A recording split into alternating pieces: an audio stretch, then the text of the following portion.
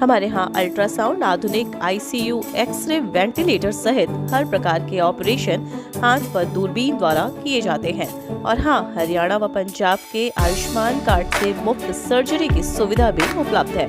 17 सालों से लगातार आपकी सेवा में राज हॉस्पिटल, मलोट रोड, मंडी, डबवाली। नमस्कार, तेज हरियाणा से गुरविंदर पन्नू। डबवाली में इस बार चेयरमैन के पद को लेकर डायरेक्ट चुनाव हो रहा है और किसी भी वक्त तमाम पार्टियों की तरफ से अपने उम्मीदवारों को मैदान में उतारा जा सकता है।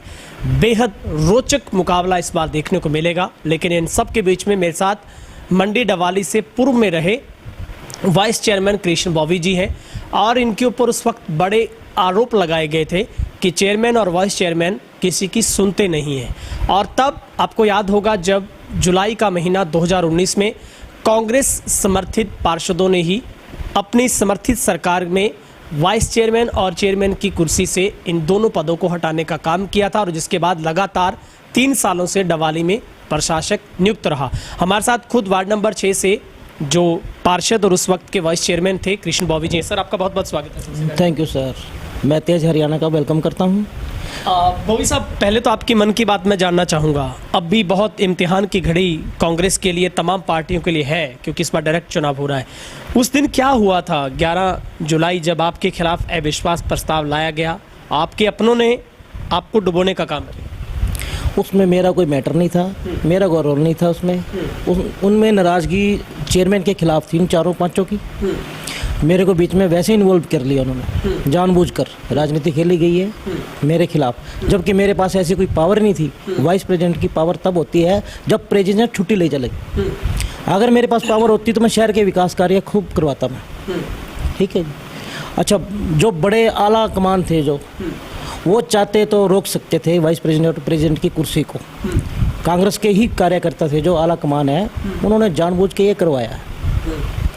अभी जनता ये आरोप लगाती है कि हर बार कांग्रेस समर्थित सरकार बनती है, चाहे आप इस 16 के चुनाव की बात करें, उससे पहले की टर्म की बात करें।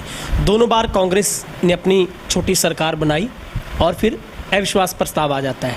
आपको क्या लगता है उस दिन ऐसी कौन सी बात थी जिस वजह से आप कह रहे हैं कि कांग्रेस हाईकमान को ही ये दांव खेलना पड़ा? उसमें सर देखो, हर बार कांग्रेस जब सरकार बना लेती है नगर परिषद में अपनी या पालिका में बना लेती है, उनकी कमज़ोर कड़ियाँ या जो पार्षद है अपने, उनके कार्य ये खुद नहीं होने देते, जिसकी वजह से जो पार्षद है वो नाराज़गी व्यक्त करते हैं। नाराज़गी व्यक्त होने के कारण ही अविश्वास प्रस्ताव लाया जाता है। मतलब आपको लगता है कि उस वक्त भी जब अविश्वास प्रस्ताव आया, आपके ही साथी, आपकी ही पार्टी के साथियों ने ये बात बोली थी कि हमारे ऊपर कोई ऐसा नेता है जिसकी वजह से हमारे बीच में तालमेल नहीं होता है। आप भी यही कह रहे हैं। आपको क्या लगता है वो कौन नेता है? क्या उसकी तरफ से प्रेशर रहता था? आपके ऊपर भी कभी प्रेशर आया था? मेरे ऊपर प्रेशर बहुत था जी। मैंने उनको बोला था जाकर, सर आप चाहो तो रोक सकते हो, पर उन्होंने कोई सुनवाई नहीं करी। इसका मतलब जो हमारे कांग्रेस पार्टी के आला कमान नेता है, उनकी मर्जी थी इनको गिराओ, उनके कारण ही ये सरकार गिरी है।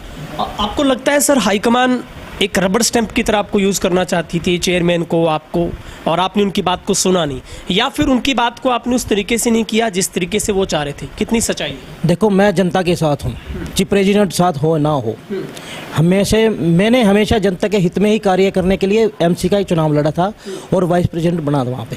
ठीक, मैं चाहता हूँ कि जनता के कार्य के लिए हम खड़े होते हैं, उनका कार्य होना चाहिए। इसके लिए किसी का प्रेशर मैं अपने ऊपर हैवी नहीं होने दिया। यही कारण था कि मेरे को भी साथ में गिरा दिया गया। ठीक है, अगर आपको लगता है कि अगर हाईकमान चाहती अविश्वास प्रस्ताव को रोका जा सकता था, आपको लगता है? हाँ जी, रोक सकते थे, पूरा रोक सकते थे, कोई दिक्कत नहीं थी।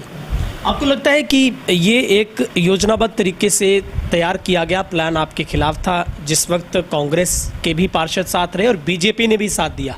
आपको लगता है कि मित्रघात हुआ ये आपके साथ? हाँ जी, मेरे मित्रघात मेरे साथ जरूर हुआ, क्योंकि मेरा तो कोई इन्वॉल्वमेंट नहीं था उसमें। जानबूझ के मेरे साथ भी राजनीति खेली गई, जबकि मेरे को राजनीति आती नहीं थी। मैं नया यहाँ पे इसी एमसी नगर परिषद में चुनाव लड़ के जीता हूँ, जनता की सपोर्ट से जीता हूँ। मैंने जनता के कार्य करवाने हैं, अब भी करवाऊँगा और बाद में भी करवाता रहूँगा। सर, जनता आपका कसूर निकालती है, आपके ऊपर आरोप लगते हैं, विपक्ष आपके ऊपर आपको निशाने पर लेता है कि शहर के कामकाज नहीं हो पाए तो इनकी वजह से नहीं हो पाए क्योंकि इनकी सरकार गिर गई। 3 सालों से लगातार प्रशासक रहा डबवाली में, 40 करोड़ से ज़्यादा का जो अभी भी पैकेज है वो वापस नगर परिषद के खाते में पड़ा है। आपका दिल था शहर में कुछ काम करने का, आप अपनी कलम से काम करना चाहते थे? हाँ जी सर, मैं अपनी कलम से कार्य करना चाहता था। इसके लिए मैंने स्पेशल एमएलए साहब को भी लिख के दिया लेटर। उन्होंने कहा था अपने सुझाव लिख के दो। मैंने शहर के बारे में इतने बढ़िया सुझाव लिख के दिए हैं। शहर के डिवाइडर टूटे पड़े हैं, आज तक ठीक नहीं हुए। मैंने कहा सर ये डिवाइडर ठीक करवा के इनके ऊपर ग्रिल लगवा दी जाए, बढ़िया लाइटें लगवा दी जाए। मेरे सुझाव देख लेना आप जाके नगर परिषद में जो प्रस्ताव बुक है उसमें जाके देखो, मेरे सुझाव लिखे हुए हैं वहाँ पे। सभी मेरे वार्ड के लिए नहीं, पूरे शहर के लिए। मैंने पूरे शहर के हित में सोचा हमेशा, और आगे भी सोचता रहूंगा मैं, चाहे मैं राजनीति में हूँ चाहे नहीं हूँ, शहर के लिए मैं कार्य करता रहूंगा। बॉबी साहब, आपको लगता है कि जब आपकी करीब 1.5 साल सरकार चली, कैसा समन्वय आपके बीच में रहा? चेयरमैन के साथ, आपके पार्षदों के साथ, आपको लगता है सब कुछ ठीक ठाक चल रहा था? देखो मेरा चेयरमैन के साथ बहुत अच्छा था, सभी पार्षदों के साथ अच्छा था मेरा, किसी के साथ मेरा कोई मनमुटाव नहीं था। ये एक गेम खेली गई, राजनीति खेली गई परिषद के अंदर चेयरमैन और वाइस चेयरमैन के खिलाफ। खेली हमारे लोगों ने ही है, कांग्रेस पार्टी के बंदों ने करा सब कुछ। वो चाहते तो रोक सकते थे।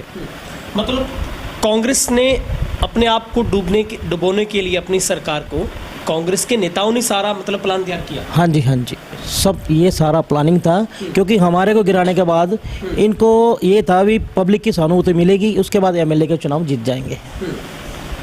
लेकिन आपको लगता है कि उसके बाद सांठ-गांठ चेयरमैन को बनाने की दोबारा से हो रही थी, लेकिन बात नहीं बन पाई, चुनाव नहीं हो पाए, उसके बाद विश्वास मत जो पास है प्रस्ताव नहीं हो पाया। उसके बाद ये था, उन जो बीजेपी पार्टी के पास सिर्फ एक आदमी की कमी थी। उन्होंने मेरे को ओवर बहुत बात किया, मेरे को बुलाया, मेरे को अच्छे अच्छे प्रलोभन दिए, भैया हमारे पास आ जाओ। मैंने उनको दुगना प्रलोभन दे दिया। अगर आप मेरे को ये कह रहे हो तो मैं आपको डबल कहता हूँ, भैया आप मेरे को मांग रहे हो, मेरे को 2 दे दो। अक्सर सर जब भी छोटी मोटी मीटिंग हुई, आपकी दूरी कांग्रेस के उन तमाम पार्षदों से देखी गई है। क्या आपकी नाराज़गी है? कोई आपसे बाद में बातचीत नहीं की कांग्रेस की तरफ से, आपको पीछे छोड़ दिया गया? नहीं, ऐसा कुछ नहीं था। नगर परिषद में जब मीटिंग होती है, जो भी प्रस्ताव होते हैं, ये शहर का बहुत बढ़िया माहौल देखा मैंने। किसी भी पार्टी के पार्षद हो, उन्होंने सभी ने एकजुट होकर सभी प्रस्ताव पास किए हैं। ये बहुत बढ़िया संकेत है डबवाली के लिए। सर बीजेपी की तरफ से और आईएनएलडी की तरफ से ये आरोप लगते रहे हैं कि कांग्रेस की जब सरकार काबिज थी, आप लोगों की मंशा नहीं थी काम करवाने की। आप लोगों ने अपने ठेकेदारों को, अपने चाहतों को गलियां दी, टेंडर दिए, और शहर में जो आज हाल है वो हम देख रहे हैं। कितनी सच्चाई है इसमें? नहीं, इसमें देखो, जो ठेकेदार है वो काम करने को तैयार थे। यहाँ पे जो ऑफिसर थे ना, जो उन्होंने काम नहीं होने दिया शहर का। या प्रेशर लगा लो, ऊपर से कुछ भी लगा लो, सरकार का प्रेशर है, मौजूदा सरकार का प्रेशर है। मान लो सरकार सोचती है अभी अगर इनके पार्षदों के टाइम में, अगर कांग्रेस टाइम में अगर काम कार्य हो गए तो इनका नाम हो जाएगा, सरकार का कोई नाम नहीं होगा। ये कारण रहा है सारा, इस शहर का विकास नहीं उसका। अभी सर जो हालात, अब आपको इस बार क्या लगता है, कांग्रेस को कहाँ देखते हैं आप? फिलहाल देखो, कांग्रेस के पास कोई फेस नहीं है चेयरमैन के लिए, और अभी देखो 4-5 दिनों के बाद पता लगेगा क्या होगा। आपको सर इस बात का मलाल है कि आप अपना ड्रीम प्रोजेक्ट पूरा नहीं कर पाए, आपको अपनों ने दगा दे दिया, आपकी कश्ती वहाँ डूबी जहाँ पर पानी कम था, और वो पानी सींचने, उसको ख़त्म करने वाले भी आपके अपने थे?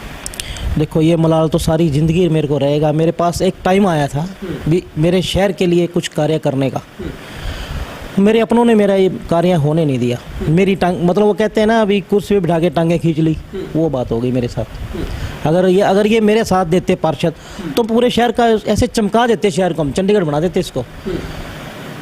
अभी सर आप कांग्रेस के साथ हैं, कैसे देखते हैं अपने आप को? क्या आपकी नाराज़गी कांग्रेस के उन तमाम नेताओं से है, मलाल है, या आज भी आप कांग्रेस के लिए हैं? देखो मैंने पहले भी कांग्रेस का दामन नहीं छोड़ा था और आज भी नहीं छोड़ा मैंने। मैं अपने स्टैंड पे काबिल हूँ, ठीक है। बाकी उनकी समझ है, वो किसी की, मतलब वो वैल्यू नहीं समझते किसी आदमी की। मैंने इनके लिए त्याग किया, ठीक है। जग्गा सिंह बराड़ के 2 पार्षद थे, उनमें से अंजू बाला ने पार्टी छोड़ के बीजेपी ज्वाइन कर ली। मेरे को इतनी ऑफर आई है, मैंने फिर भी पार्टी नहीं छोड़ी। मैंने जग्गा सिंह बराड़ का साथ नहीं छोड़ा, ना उनकी बदनामी होने दी है कभी। आपको लगता है सर कि कांग्रेस ने आपकी अनदेखी की है, आपकी कदर नहीं की, आपके ऊपर भरोसा नहीं किया? यही तो कारण है। अपने लोग पार्टियां छोड़ के दूसरी पार्टी में क्यों जाते हैं? उनकी वैल्यू नहीं समझी जाती, उनकी कदर नहीं होती। यही कारण है, पार्टी टूटने का कारण भी यही है। अगर जिस दिन ये कांग्रेस सरकार ये समझ आएगी ना, उस दिन ये पार्टी नंबर 1 हो जाएगी। अभी सर शहर में आपको मुकाबला किस में लग रहा है, क्योंकि आपके पास एक्सपीरियंस है, क्या लगता है किसके बीच में मुकाबला रहने वाला है? फिलहाल अभी 5-7 दिनों के बाद ये पता चलेगा। फिलहाल कुछ नहीं कह सकते। अभी तो तैयारियां चल रही है, लोग फेस ढूंढ रहे हैं। कोई हर एक वार्ड में कुछ, हमारे साथ तो ये धोखा हो गया ना, भी जितने हमारे कांग्रेसों के वार्ड थे वो सभी लेडीज़ कर दिए। ठीक है, सबसे माइनस पॉइंट तो ये हो गया। अब जो इलेक्शन लड़ने वाले थे, मैं हूँ या रविंदर बिंदु जी है, विनोद बांसल जी है, उनके सभी के वार्ड लेडीज़ कर दिए, ताकि ये कुछ रिजर्व हो गए। ये चक्कर है, कांग्रेस के साथ गेम खेली है सरकार ने, बहुत गलत किया ये। ठीक है, बहुत बहुत शुक्रिया सर आपका बातचीत किया।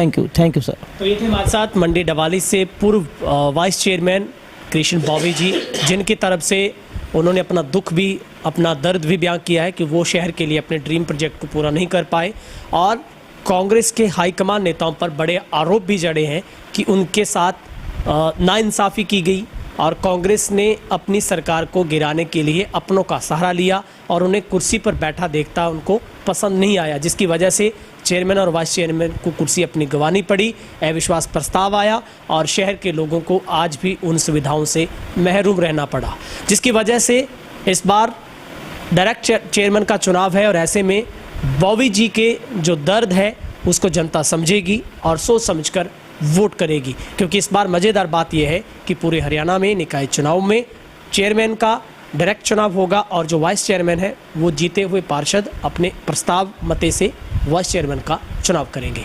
इस खबर को आप ज़्यादा से ज़्यादा शेयर करें, कमेंट सेक्शन में जाकर अपनी राय रखिएगा। अगर फेसबुक पर है तो हमें फॉलो करें। बहुत बहुत शुक्रिया।